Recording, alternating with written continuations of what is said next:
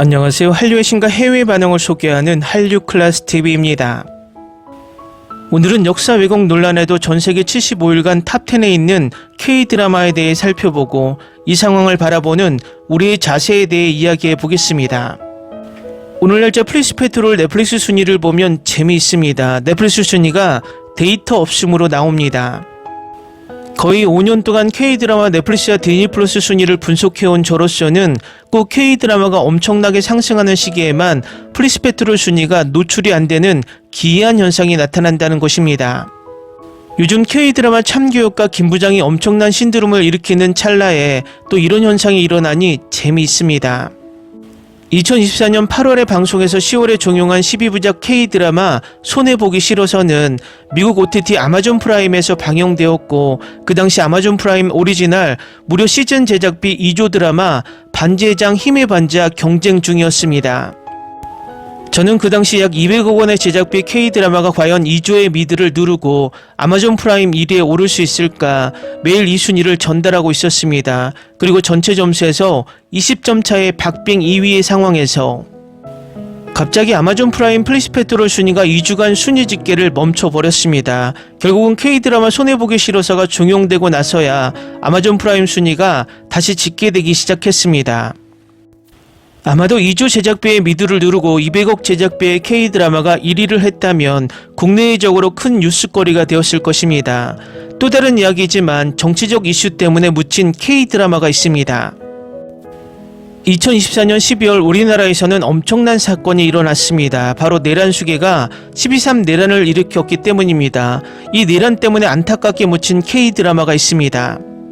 이 드라마는 공교롭게도 12.3 내란 직전에 방영했고 이 이슈가 우리나라를 들끓고 있을 무렵 종영했습니다. 정말 운이 없는 드라마입니다. 지금 거신 전하는은 넷플릭스의 선택을 받아 방영되었고 출시 4화 만에 전세계 2위까지 올랐지만 12.3 내란으로 이슈에서 묻히고 말았습니다. 제가 이 두 가지 예를 가지고 이야기하는 것은 오늘 플리스페트롤 넷플릭스 순위 데이터가 잡히지 않는 현상 때문에 보게 된 디즈니 플러스에서 75일간 장기간 탑5에 머물고 있는 K-드라마에 대해 이야기하고 싶어서입니다. 얼마 전 MBC가 제작하고 해외에서는 디즈니 플러스에서 방영된 21세기 대군 부인의 중국풍 도는 중국식으로 남은 차를 버리는 모습, 즉위식에서 12면류관을 쓰지 않고 9면류관을 썼고 신하들이 만세가 아닌 천세를 불렀다고 논란이 되었습니다. 맞습니다. 철저히 고증하지 못한 제작사가 책임이 크지만 이 논란을 키워 엄청난 이슈를 만든 이유는 다분히 정치적 이유가 들어있습니다.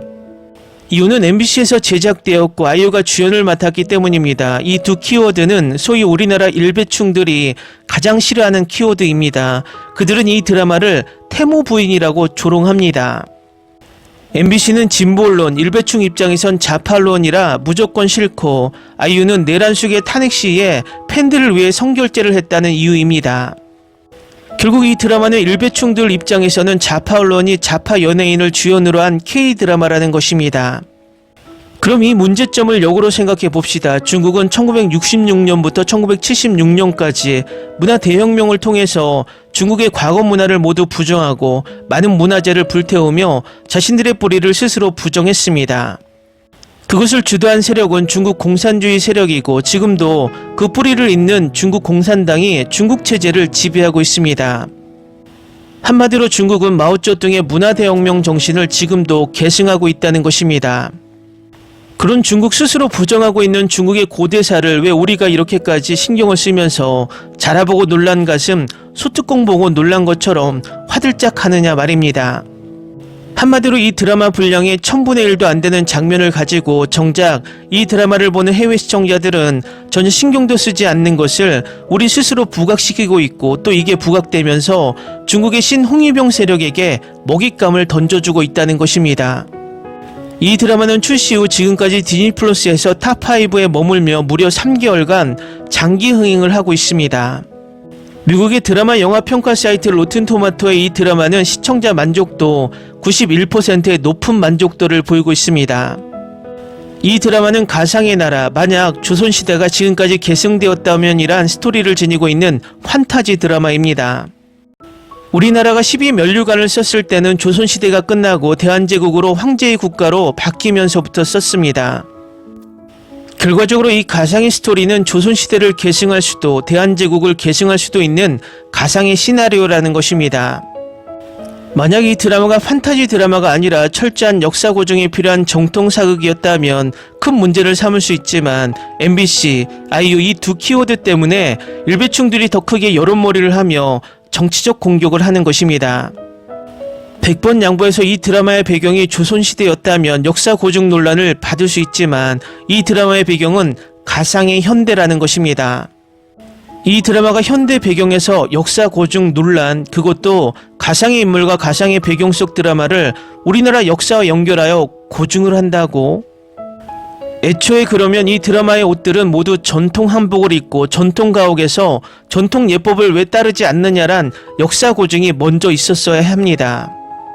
왜 왕이 머리를 짧게 자르고 가마를 타지 않고 고급 승용차를 타느냐라고 역사 고증이 안 됐다고 지적해야 그들이 주장하는 것이 일관성이 있습니다. 시대가 변했고 지금 명절에 제사를 지낼 때도 약식으로 하는 집도 많고 아예 제사도 지내지 않고 명절 기간을 휴가를 알고 해외로 나가는 시대에 자신들은 예법을 다 무시하면서 가상의 드라마에 손가락질? 위에서도 말했지만 이 드라마의 배경이 조선시대였다면 충분히 고증 논란을 일으킬 수 있지만 다분히 정치적이고 의도적인 중국풍 논란이 기획된 느낌이 큽니다. 지금 보시는 드라마는 조선시대 드라마 속 즉위식 장면들입니다. 이 장면들이 정말 철저하게 고증된 모습일까요? 그럼 그 당시 드라마 속 장면들은 맞고 지금은 틀리다라고 말할 수 있을까요?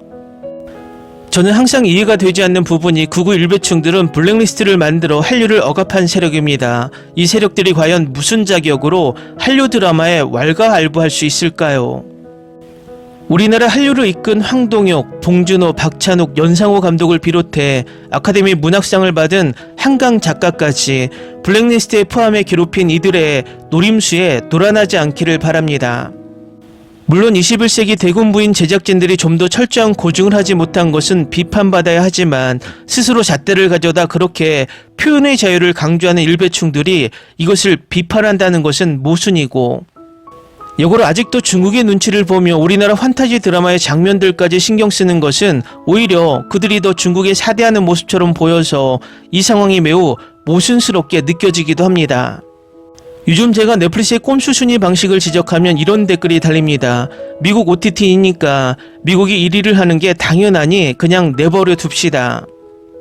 그렇게 불공정과 정의를 외치면서 우리나라 콘텐츠들이 예고편도 순위집계에서도 차별을 받고 있는데 그것을 지적하는 영상에 미국이니까 관대해야 한다. 만약에 프로야구 프로축구에서 또는 국제대회에서 심판이 불공정한 판정을 계속 내려도 미국이니까 괜찮다. 제가 그럼 반문하겠습니다.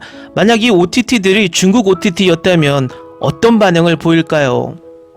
이전에 제가 대학교에 다닐 때 군대에 갔다 와서 학기가 맞지 않아서 에버랜드에서 협력사원으로 일한 경험이 있습니다. 그곳에 가면 우리나라 최고의 서비스 교육기관이 있습니다.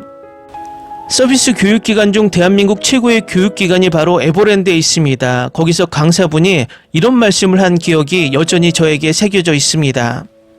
좋은 소문은 3명에게 퍼져나가고 나쁜 소문은 5명에게 퍼져나간다. 우리 사회가 어느 순간 사회 음지에서 암약하던 일배충들이 사회 전체로 흘러나와서 역사를 왜곡하고 혐오를 조장하고 악플을 일상화하고 있습니다. 과거의 드라마 영화 평가에서는 자신의 의견을 정성스럽게 평으로 썼지만 요즘 혐오에 물든 일배충들은 유튜브에서 우리나라 드라마만 등장하면 망작이다, 졸작이다, 보지도 않고 평가를 하며 여론몰이를 합니다. 또 요즘 드라마 리뷰 영상에 들어와 일배충들이 올공에 대해 어떻게 생각하느냐란 댓글이 달립니다. 물론 초반 부실선거에 대해 시해하는 것은 당연하고 지지를 보냈지만 과거 부정선거 음모론자들이 들어가 5.18은 북한의 소행이다라는 엉터리 주장이 계속 나오고 있고 모탄 같은 일개 미국인이 들어와 한국의 정치에 왈가왈부하는 게 맞습니까? 우리나라 헌법에 외국인은 우리나라에 들어와 정치 발언을 하지 못하게 되어 있습니다. 이것은 자칫 주권 침해에 해당하는 것입니다. 그들 스스로가 성조기를 흔들며 아직도 우리가 미국의 힘에 의존하고 미국을 사대하는 쪽팔리는 풍경을 보여주면서 무슨 올공에 대해 이야기해달라고 뻔뻔스럽게 이야기하는지 모르겠습니다. 21세기 전세계 경제 10위권, 군사력 5위권, 문화 소프트파워는 미국과 맞짱을 뜨고 있는 상황에서 우리는 왜 그저 동맹국이란 이유로 미국에 의존하고 미국이 하는 것에만 관대해야 할까요? 진짜 자유민주주의란 우리에게 부당한 대우를 한다면 미국도 일본도 중국도 모두 비판을 해야 맞습니다. 자신들의 정치적 유불리에 따라서 어떤 나라는 무조건 비판하고 다른 나라는 비판을 금기시한다면 그것은 자유민주주의가 아닙니다. 하지만 우리나라 일베충들은 아직도 성조기를 들고 일장기를 들고 심지어 이스라엘 국기까지 들면서 우리나라 정치의 외세를 끌어들이려 하고 있고 그 나라들을 비판하면 안 되는 금기의 나라로 만들고 있습니다. 선진국이라는 자격은 아무 곳에서나 붙여지는 것이 아닙니다. 5천만 명 이상의 인구에 하드파워와 소프트파워를 모두 가지고 있는 몇 안 되는 나라 중 하나인 대한민국이 일베충 집단에 의해서 우리나라 콘텐츠 문화산업에까지 정치적 혐오와 음모론으로 아수라장을 만들고 있습니다. 어떤 댓글처럼 미국 OTT이고 미국이 차별을 하니 관대하게 봐줍시다라며 좋은 게 좋다라는 식의 방관이 우리나라 고교야구에서 스타벅스 가야지 탱크데이라는 응원구호를 배설하게 하는 것입니다. 지금 어떻게 얻은 우리나라 역사 이래 사상 최고의 문화와 경제와 군사력의 상승 기류에 있는 상황에 제발 우리나라에서 혐오와 음모론을 조장하는 세력을 퇴출시켜야 하지 않겠습니까?